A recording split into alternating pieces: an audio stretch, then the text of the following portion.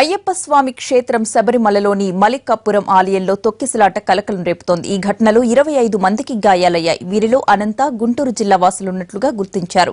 నలుగురి పరిస్థితి విషమంగా ఉంది. గాయపడిన వారిని సమీపంలోని ఆసుపత్రులకు తరలించి చికిత్స అందిస్తున్నారు.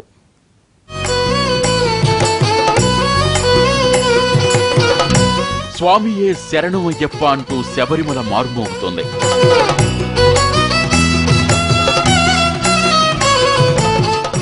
మలికాపురం ఆలయానికి భక్తులు పోటెత్తుతున్నారు. దీపారాధన కార్యక్రమాన్ని కన్నులారా వీక్షించేందుకు అయ్యప్ప భక్తులు ఒక్కసారిగా ఎగబడ్డారు. శరణు ఘోష స్థానంలో హాహాకారాలు.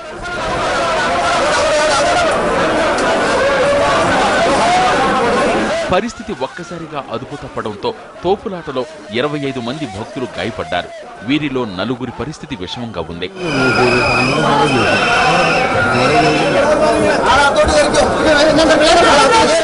తీవ్రంగా గాయపడిన వారిని పంపా కొట్టాయంలోని ఆసుపత్రులకు తరలించారు.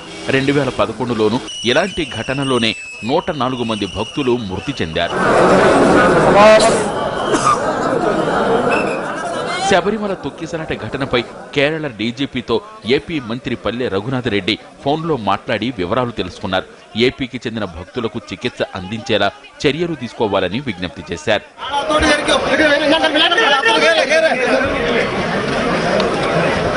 తాజాగా మలికాపురత్తు ఆలయంలో భక్త సందోహాన్ని అదుపు చేయడం కష్టంగా మారింది.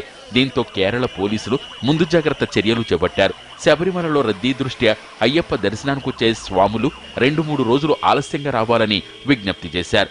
మరోవైపు ఘటనపై కేరళ ప్రభుత్వం విచారణకు ఆదేశించింది.